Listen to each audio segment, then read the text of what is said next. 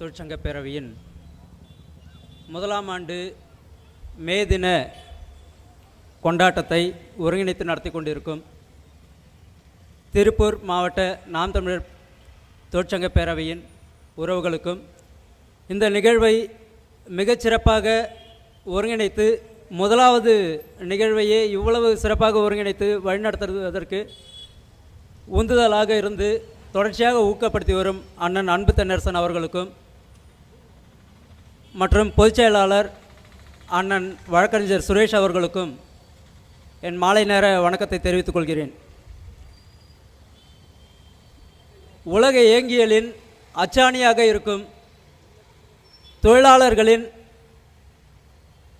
அவர்களின் ஈகங்களையும் பாராட்டும் விதமாக நடத்தக்கூடிய இந்த மே 1 இந்த தின கொண்டாட்டங்களை பங்கேற்பதில் பெருமகிழ்ச்சி அடைகிறோம். கிட்டத்தட்ட 1800ஆம் ஆண்டு தொழிலாளர்கள் தங்களுடைய உரிமைக்கான முதல் போராட்டமாக பதிவாகி இருக்கிறது. 1800ஆம் ஆண்டு பிலடெல்பியா, அமெரிக்காவின் பிலடெல்பியா அப்படின்ற ஒரு மாநிலத்தில் தான் முதல் முறையாக தொழிலாளர்கள் தங்களோட உரிமைகளுக்காக போராடுறாங்க. ஆரம்ப காலகட்டங்களில் இந்த போராட்டம் எல்லாமே எப்படி இருந்ததுன்னா 16 மணி நேரம் 18 மணி நேரம் வேலைகள்லாம் இருக்குது. இந்த வேலைகளை குறைக்கணும், வேலை நேரத்தை குறைக்கணுன்றது மட்டும்தான் முதன்மையான கோரிக்கையாக இருந்தது. ஏன்னா எங்கேயுமே ஒரு சமநிலையான வேலை வாய்ப்புகள் அப்படின்ற மாதிரி எங்கேயுமே கிடையாது. வேலை நேரம் அப்படின்றதே கிடையாது. அப்போதைக்கு உழைக்கிறதுக்கான ஊதியம் இருந்தால் போதும் அப்படின்ற மாதிரி, அதுவும் ஊதியம் இருந்தால் போதுன்றதாக இருந்தது தவிர உழைப்புக்கான ஊதியம்ன்றதே இல்லாமல் தான் இருந்தது. அப்போ 1800களில் ஒரு இயந்திர தொழிற்சாலை, அமெரிக்காவில் இருக்கிற ஒரு இயந்திர தொழிற்சாலை, அந்த இயந்திர தொழிற்சாலையில் தான் முதல் முறையாக இந்த போராட்டங்கள் நடக்குது. மிகப்பெரிய அளவில் அந்த தொழிலாளர்கள் எல்லாருமே இருந்து போராட்டத்தை நடத்துகிறாங்க. 16 மணி நேரம் வேலைன்றதை 12லேருந்து 16 மணி நேரம் வேலை செஞ்சுட்டு இருந்தவங்க 10 மணி நேரம் வேலையாக அங்கே தான் அவங்க முதல் போராட்டத்தை ஒருங்கிணைச்சி வென்று எடுக்கிறாங்க. அதன் பிறகு 1832 அது பிலடெல்பியாவில் நடந்ததுன்றது அந்த ஒரே ஒரு இயந்திர கம்பெனிக்குள்ளே நடந்து முடிஞ்சிருச்சு. ஆனால் 1832 பெருவாரியான மக்களை ஒன்று திரட்டி, தொழிலாளர்களை ஒன்று திரட்டி, கிட்டத்தட்ட 1.5 லட்சம் மக்களை ஒன்று திரட்டி ஒரு மிகப்பெரிய போராட்டம் நடந்தது. அதுவும் இதே தான், வேலை நேரத்தை குறைக்கணும் அப்படின்றதாக தான் இருந்தது. அதே போல் அந்த போராட்டம் வெற்றி அடைஞ்சு அதுவும் 10 மணி நேரம்ன்றதை 9 மணி நேரமாக குறைஞ்சது. மறுபடியும் 1856 ஆஸ்திரேலியாவில் கட்டிட தொழிலாளர்கள் எல்லாரும் சேர்ந்து மிகப்பெரிய போராட்டம் நடத்துகிறாங்க. அந்த போராட்டத்தின் விளைவாக முதல் முறையாக 8 மணி நேர வேலைன்றது ஆஸ்திரேலியாவில் தான் சாத்தியமாச்சு. அந்த கட்டிட தொழிலாளிகள் தான் அவ்வளோ ஒரு பெரிய ஒரு போராட்டத்தை நடத்தி 1856 தான் இந்த போராட்டத்தை வெற்றி பெறுறாங்க.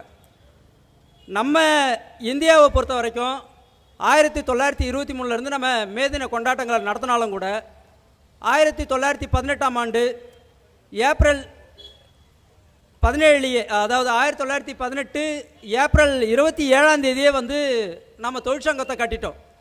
முதல் தொழிற்சங்கம்ன்றது அப்போ தான் முதல் முறையாக நம்ம இந்தியாவில் தமிழ்நாட்டில் தான் முதல் தொழிற்சங்கமே உருவாக்கப்படுது.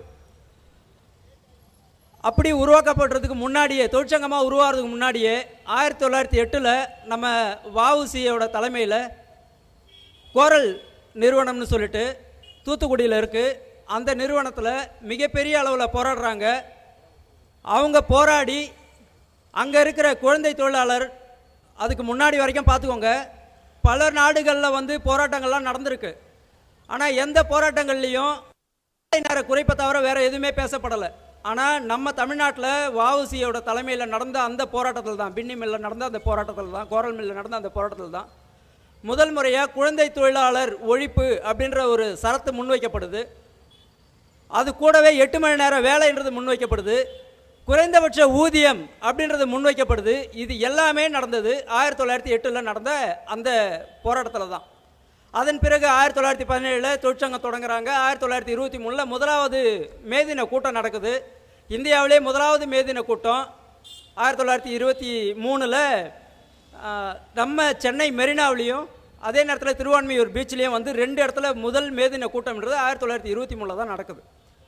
இப்படியாக வந்தாலும் கூட பல நாடுகளில் தொடர்ச்சியாக இந்த தொழிலாளர்களுக்கு எதிரான விரோதங்கள் முதலாளிகள் வந்து தொழிலாளர்களுக்கு எதிராக தொடுக்கப்படுற விரோத செயல்கள் எல்லாத்தையும் வந்து தொடர்ச்சியாக போராடிட்டு இருந்தாலும் கூட தொழிலாளர்கள் எந்த அளவுக்கு பாதிக்கப்பட்டாங்க அப்படின்னா, நமக்கு 1926 முதல் முறையாக தொழிலாளர் சட்டம்னு வந்துருச்சுங்க. ஆனால் 26 தொழிலாளர் சட்டம்னு வந்தாலும் கூட அந்த தொழிலாளர் சட்டங்கள் வந்து முறையாக பின்பற்றப்படலை. நமக்கு 1926 தொழிலாளர் சட்டம் கொடுத்தாலும் கூட குறைந்தபட்ச ஊதியம் என்றதை அது உறுதிப்படுத்தலை. நிறுவனங்களில் உள்ள டெஸ்பியூட்னு சொல்லுவாங்க, அங்கே உள்ள வழக்குகள்லாம் தீர்க்கறதுக்கான எந்தவித சரத்துகளுமே இல்லை. பொதுவாக தொழிலாளர் சட்டம்னு இருந்தது. அந்த சட்டத்தில் நமக்கு எல்லா உரிமைகளும் கொடுக்கப்பட்டிருந்தாலும் கூட எந்த அரசாங்கமோ எந்தவித நிறுவனங்களோ இதையெல்லாம் வந்து நிறைவேற்றுறதுக்கு முன் வரவே கிடையாது. அப்போ என்னாச்சு அப்படின்னா, மறுபடியும் 1948 நிறைய திருத்தங்கள் கொண்டு வர வேண்டிய தேவை இருந்துச்சு. அப்போ என்ன பண்ணுறாங்கன்னா, 1948 மறுபடியும் குறைந்தபட்ச ஊதியத்திற்கான ஒரு சரத்தை கொண்டு வராங்க.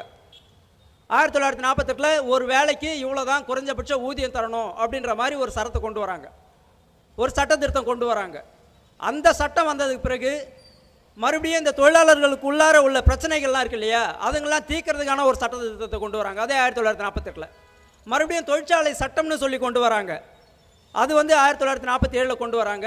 அந்த தொழிற்சாலை சட்டம், ஒரு தொழிற்சாலைனா இப்படி தான் இயங்கணும், இந்தந்த பேராமீட்டர்ஸ்லாம் ஃபாலோ பண்ணணும், தொழிலாளர்கள் வந்து ஒரு 100 பேருக்கு மேலே இருந்தால் அவங்களுக்கு வந்து பணிக்குழுன்னு ஒன்று உருவாக்கி தரணும், அவங்களோட பிரச்சனைகளை பேசுறதுக்கு நிர்வாகத்தோட பேசுறதுக்கு பணிக்குழுன்னு ஒன்று உருவாக்கணும் அப்படிங்கிறத பேசுனாங்க. பெண் தொழிலாளிகள் இருந்தாங்க அப்படின்னா அவங்க குழந்தைகளை பராமரித்து கிரச்சேன்னு சொல்லி ஒன்று மெயின்டைன் பண்ணணும், அவங்களுக்கு உணவகம் ஏற்படுத்தி தரணும், 8 மணி நேரத்துக்கு மேலே வேலை இருக்கக்கூடாது, குறைஞ்சபட்சம் 8 மணி நேரம் வேலை அப்படின்னா குறைஞ்சபட்சம் 5.5 மணி நேரத்துக்கு இடைப்பட்டு ஒரு கேப் கொடுக்கணும், உணவு இடைவேளைன்றது சட்டப்பூர்வமாக்கணும் அப்படின்றது எல்லாமே இந்த சட்ட திருத்தங்கள் திரும்ப திரும்ப வரும்போது தான் சாத்தியப்பட்டுச்சு. கொஞ்சம் கொஞ்சமாக மாறுச்சு. இன்றைக்கும் கூட குழந்தை தொழிலாளர்கள் முற்றிலும் இந்தியாவில் கிட்டத்தட்ட ஒழிக்கப்பட்டிருக்கு. ஆனாலும் கூட அமைப்பு சாரா தொழிலாளர்கள் அப்படின்ற கட்டுமான தொழில்களில் இன்னமும் அது முழுமையடையலை. இன்னமும் செங்கல் சூளைகளில் பல குழந்தை தொழிலாளர்கள் இருக்க தான் செய்கிறாங்க. இப்போ அது எல்லாத்தையும் களைய வேண்டிய தேவை இருக்குது. இன்னமும் தொழிலாளர்களுக்கான போராட்டம்ன்றதை நம்ம தொடர்ச்சியாக செய்ய வேண்டிய தேவை இருக்குது. இதுக்கிடையில் எந்த அளவுக்கு தொழிலாளர்களை அச்சுறுத்திருக்காங்க, பாதிக்கப்பட்டிருக்காங்க அப்படின்னா, 2ஆம் உலகப் போர் முடிஞ்சு போச்சு. முடிஞ்சதுக்கு பிறகு ஒரு ரயில் பாதை அமைக்கணும்னு சொல்லிட்டு ஒரு சின்ன ஒரு வரலாறு. நீங்கள் உங்களுக்கு வந்து இது எந்த அளவுக்கு தொழிலாளர்களை அடிமாடாக வேலை வாங்கியிருக்காங்கன்றதுக்கான ஒரு சின்ன உதாரணம் தான். பர்மா ரயில் பாதைன்னு சொல்லுவாங்க, அதை வந்து மரண ரயில் பாதைன்னு சொல்லுவாங்க. ஏன் அதை மரண ரயில் பாதைன்னு சொல்கிறாங்கன்னா, கிட்டத்தட்ட 3,10,000 பேர் அந்த ரயில் பாதையை அமைக்கிறதுக்கு அந்த பணியில் ஈடுபடுத்தப்பட்டவங்க வந்து 3,10,000 பேர். அந்த 3,10,000 பேரில் 1,20,000 பேர் இறந்துட்டாங்க, அந்த பணியின் போதே இறந்துட்டாங்க வெறும் 4 வருஷத்தில். என்ன காரணம்னா, ஒரு வழி பாதை, அவங்களுக்கு உணவு கிடையாது, உறங்குறதுக்கு இடம் கிடையாது, 18 மணி நேரம் 20 மணி நேரம் வேலை, இதே போல் இருந்து கிட்டத்தட்ட 1,06,000 பேர் இறந்துருக்காங்க. அப்போனா மனித உரிமைகள் எந்த அளவுக்கு இருக்குது பாருங்கள். அதை வந்து போர்க்குற்றம்னே உலக நாடுகள் அங்கீகரிச்சது. அந்த அளவுக்கு தொழிலாளர்களை வந்து கசக்கி பிழிஞ்செடுத்தாங்க. பல்வேறு சட்ட திருத்தங்களுக்கு பிறகு நம்ம நிறைய உரிமைகளை பெற்றிருக்கோம். தொடர்ச்சியாக அமைப்பு சாரா, அதாவது நிறுவனங்களில் கூட ஓரளவுக்கு உரிமைகளை தக்க வச்சுக்கக்கூடிய சூழல் இருந்தாலும் கூட அமைப்பு சாரா தொழிலாளர்களாக இருக்கக்கூடிய இந்த கட்டிட தொழில், தானி தொழிற்சங்கம், அதாவது தானி ஓட்டுநர்கள், இவங்கெல்லாம் வந்து நமக்கு இன்னும் பெரிய அளவில் அவங்களுக்கு எந்தவித நலத்திட்டங்களும் போய் சேரலை. இது எல்லாமே எல்லா தொழிலாளர்களும் பயன்பெறணும் அப்படின்றதுக்காக தான் நலவாரியம்னு ஒன்று உருவாக்கினாங்க. நலவாரியம்னு உருவாக்கி நிறைய அவங்களுக்கு தேவையான திட்டங்களை செயல்படுத்தி கொடுத்துக்கிட்டு தான் இருக்காங்க. ஆனால் அது முழுமையாக போய் சேர்ந்துருதுன்னா இன்னும் சேரலை. நாம் தமிழர் தொழிற்சங்க பேரவை உருவாக்கப்பட்டதுக்கான நோக்கம்ன்றது இது வரைக்கும் எல்லாரும் இருந்தாங்க, செஞ்சாங்க. ஆனால் நாம் இந்த எல்லாத்துலேயும் ரொம்ப உறுதியாக இருந்து, முக்கியமாக தமிழ் தொழிலாளர்கள் அப்படின்னு வரும்போது அவங்களுக்கான உரிமைகளை பாதுகாத்து கொடுக்க வேண்டிய முக்கியமான கட்டாய பொறுப்பில் இருக்கிறோம். நாம் அதை தொடர்ச்சியாக நாம் எல்லாரும் செய்யணும். இந்த ஒவ்வொரு முறையும் இப்போது உலகம் முழுமைக்கும் இந்த பொருளாதார நிலை அப்படின்றது ரொம்ப மோசமான நிலைக்கு போயிட்டுருக்குது. குறிப்பாக இப்போலாம் வந்து கிக் எக்கனாமிக்ஸ் அப்படின்னு சொல்லி ஒரு எக்கனாமிக் முறையை ஃபாலோ பண்ண ஆரம்பிச்சிட்டாங்க.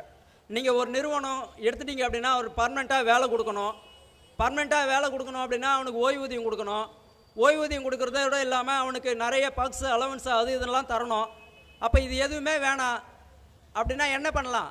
ஒப்பந்த தொழிலாளர்கள்னு ஒரு முறையை கொண்டு வந்து கசக்கி பிழிஞ்சாங்க. குறைந்தபட்ச சம்பளத்துக்கு ஏகப்பட்ட பேரை ஒப்பந்த தொழிலாளர்களாக வாங்கி வச்சுக்கிட்டாங்க. நீங்கள் டிவிஎஸ், அசோக் லைலண்ட் போன்ற கம்பெனிகள்லாம் பார்த்தீங்கன்னா வெறும் 6 மணி நேரம் வேலை, அதாவது 6 மாதம் ட்ரைனிங், 7 மாதம் ட்ரைனிங், 1 வருஷம் ட்ரைனிங், 3 வருஷம் ட்ரைனிங்னு இப்படி ட்ரைனிங் கொடுத்தே அவனை வெளியே அனுப்பிச்சிருவாங்க. அப்படி வெளியே போனான் அப்படின்னா 3 வருஷம் ஒரு இடத்துல ட்ரைனிங் பண்ணுறான்னு வச்சுக்கோங்களேன். இப்போ வீல்ஸ் இந்தியா மாதிரியான நிறுவனங்கள்லாம் 3 வருஷம் ட்ரைனிங்க்குன்னு போகிறான்னு வச்சுக்கோங்களேன். 3 வருஷம் முடிச்சுட்டு அவன் வெளியே வரும்போது அவன் நிரந்தரப்படுத்த மாட்டாங்க. வெளியே வந்ததுக்கப்புறம் அவனோட நிலை என்னத்துக்காக வருது? வேலைக்குன்னு போகிறதே வந்து நமக்கு நிலையான ஊதியம் வேணுன்றதுக்காக தான். ஆனால் அந்த நிலையே இல்லாமல் போயிடுச்சு. இப்போ அந்த ஒப்பந்த தொழிலாளர் அப்படின்றதையே வந்து வேறு விதமாக மாற்றி கிக் எக்கனாமிக்ஸ் அப்படின்ற முறையில் கொண்டு வராங்க.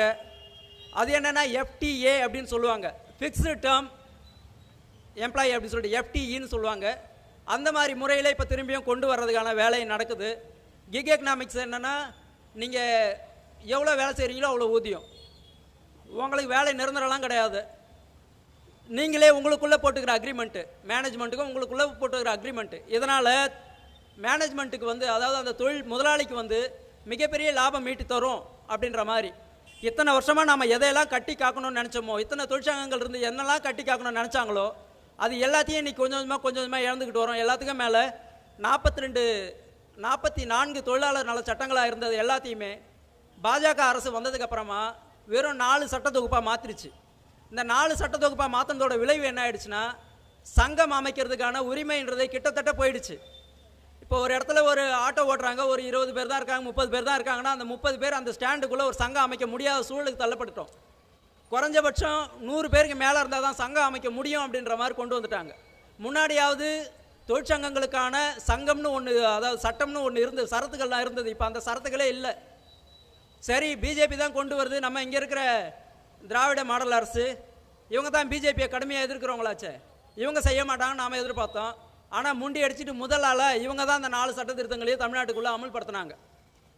இதுதான் இன்னை நிலைமையாக இருக்குது.